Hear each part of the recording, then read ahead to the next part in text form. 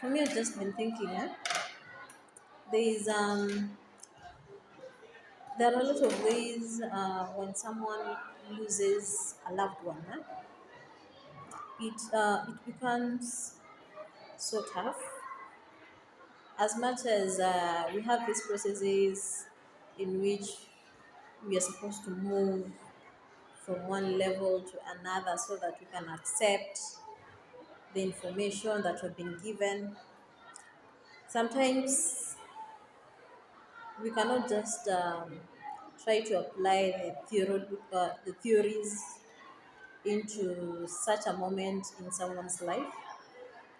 Yeah, they're there to guide, they're there to help. I don't negate the fact that the scholars they were able to come up with such guidance. But when it comes to now, as an individual going through the process of grieving, the process of hurt, and it's not just about you losing someone who has died. It can be maybe through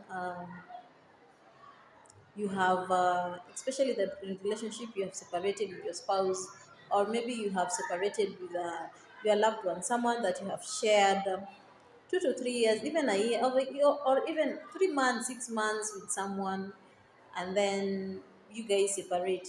You know, it really hurts. And now, especially when it goes deeper, losing someone and just separating, you know that say hautamwona tena. It's really painful. And actually, for me, I've gone through the same thing that I'm telling you. I lost a loved one, and it took me a long time for me to heal. And I could tell you, it took me almost 2 years, 2 years. I came to my full senses and just realizing that this person is gone and this person will never come back. The person died 20, 2018, and at that time I was still in school. So the next year I was supposed to go for my attachment, and and you find that it was for me it was a really tough period for me because I've lost someone who's I can say a backbone, mtu mwenye amekushikilia in life, financially, spiritually, guiding you morally. You see all the dimensions, huyo mtu amekuwa hapo, huyo mtu like amekuhold. You know that person for me, that person she was a pillar in my life. So hata hiyo time yenye nilikuwa naenda tacho, still I was grieving. Still I was having those moments, the low moments. And then hiyo period I remember nilikuwa natoka job, the place I went for my attachment. Nikishafika kwa nyumba, you find that the house is empty. Have you ever been in a place whereby you don't feel the touch, you don't feel like there is some joy in it, there is some peace around you? That is, I felt at that period, I felt that something was really missing in me. Hakuna ile peace in the mind. As much as I knew there's something that was missing. Yes, I knew that was missing, but still, there was that void in me. There was that void in my surrounding. So now, but every time at that moment, nilikuwa nafika home. I go to her room where she used to sleep, and by at that time, year 2019, bado mango zake ukienda tu kwa hiyo room, the bed and everything, you feel that the presence of that person is there, but the person is not. And then nilikuwa naenda kwa wardrobe, you see, ukifungua tu hivi wardrobes, nguo zake bado ziko hapo, because I think we were not ready to. I personally, I was not ready to relinquish the clothes just giving out. I know that is a sign of of acceptance, yes, but naamini ya kwamba people should be given time for them to heal. And it's very tough, by the way, because unafungwa wardrobe, unaona huyo mtu, unaambiwa like there's some things now you need to give out. There's some things like manguo, viatu, everything that this person had, you have to just relinquish and give to people. But for me, sikukuwa na ile, I was holding back. Singeweza kuambia mtu, but anytime mtu angekuwa naeka that subject of now, ati mam, unafaa mchukue nguo za mam, mfanye nini, mtupe, no, not sorry, not mtupe, but kuna zile nguo zingine, you see, you cannot give out someone. There's some things you cannot just give out to people. Kuna zile nguo zenye unaweza patiana, we have those shoes zenye unaweza patiana. There's some people wanaweza kubali kuvaa. There's some shoes you cannot give out. Actually, there's some things you cannot just give out to people. You can either burn them or you can throw them. So for me, at that point, it was I used to get angry. I used to get irritated, like literally irritated. And then ile time yenye watu wanaanza kuongelea story, I'm like, unajua kwa ile roho yako una feeling it like, why are these people talking about these things right now? You have not even healed. How am I going to move? Yes, this person is gone. How am I going to move from this point to this point? Watu wenye wanaongelelea hizi vitu, are they going to be a pillar to me in some way? Those are the questions for me I asked myself, and I believe pia wewe, like, or umekuwa in that situation ama umejua watu wenye wamepitia such scenarios.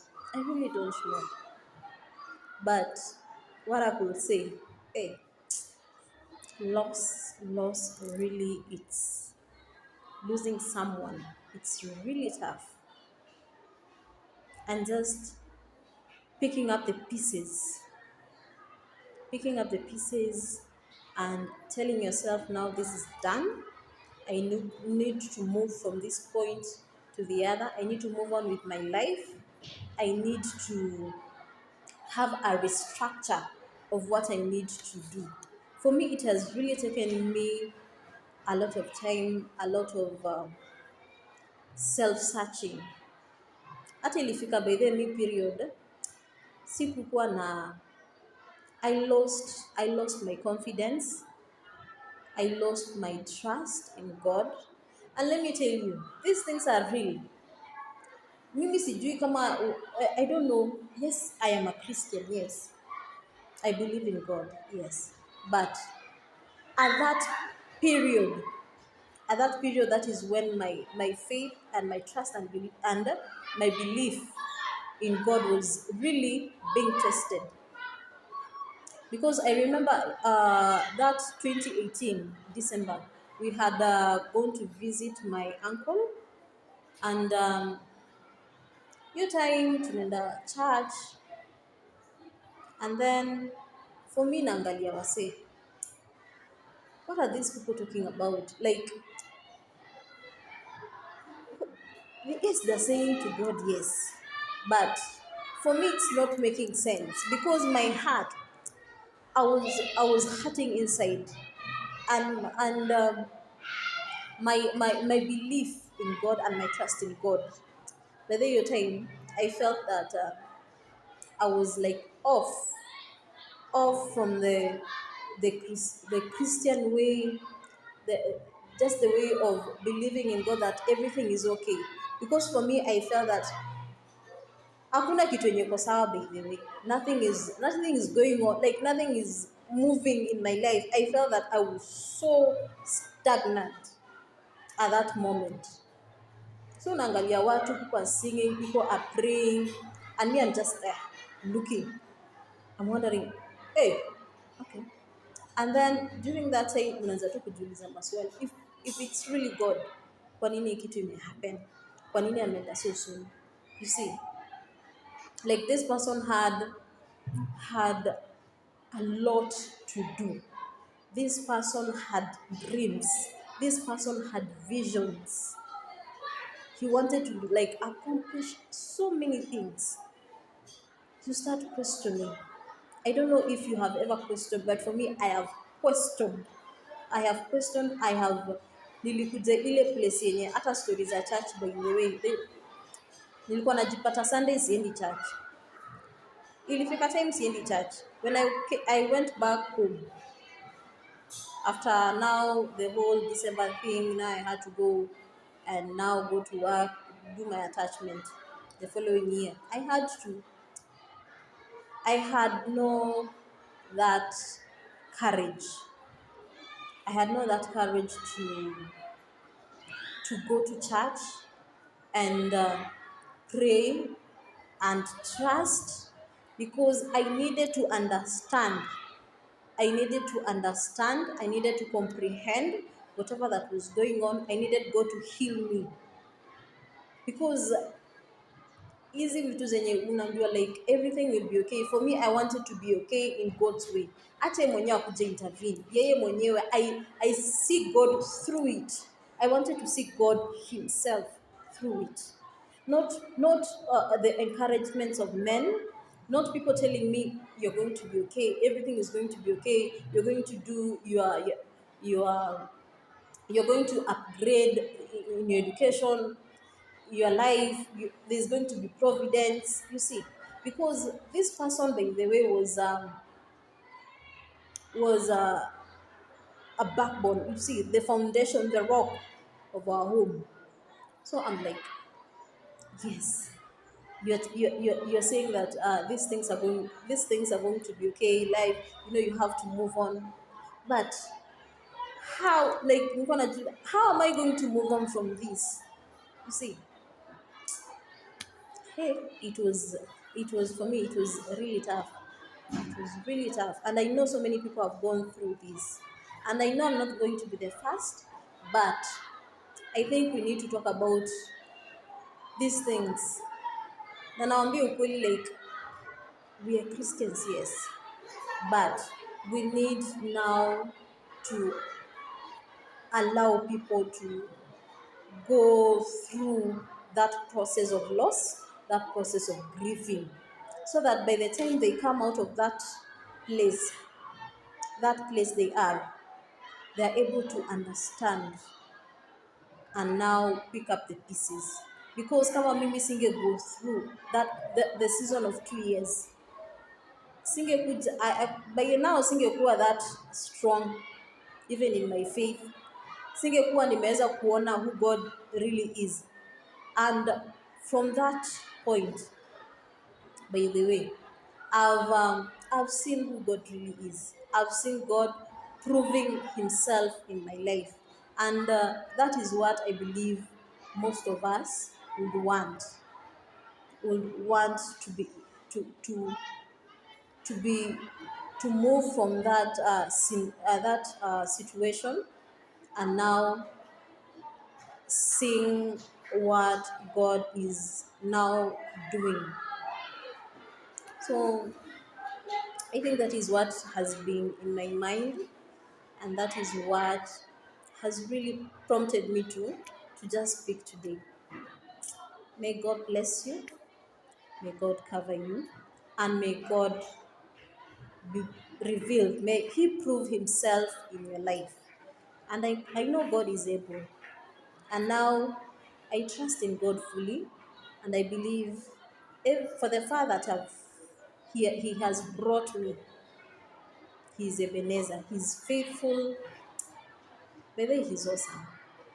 Only God can rescue someone from that cocoon, that situation of brokenness.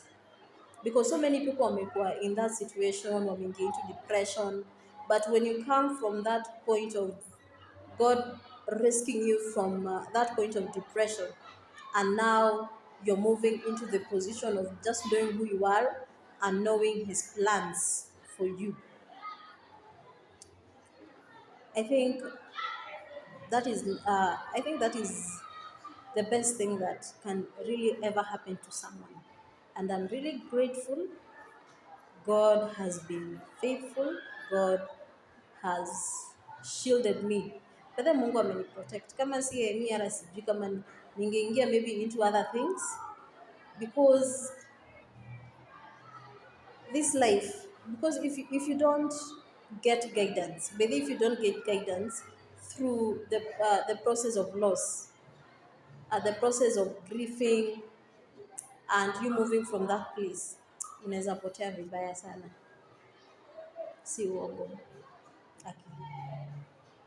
I thank God for the support He has given me. He has proven Himself, and I also thank God for the support of my family.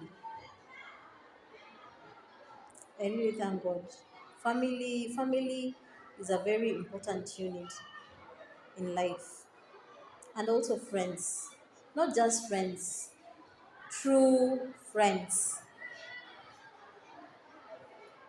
May you be blessed, and may God see you through in all situations, in all challenges. And as the Bible says, He has good plans for us. Plans not to harm us, but plans to prosper us. And may He continue to reveal Himself unto you, and may His promises be manifested in your life. Shalom.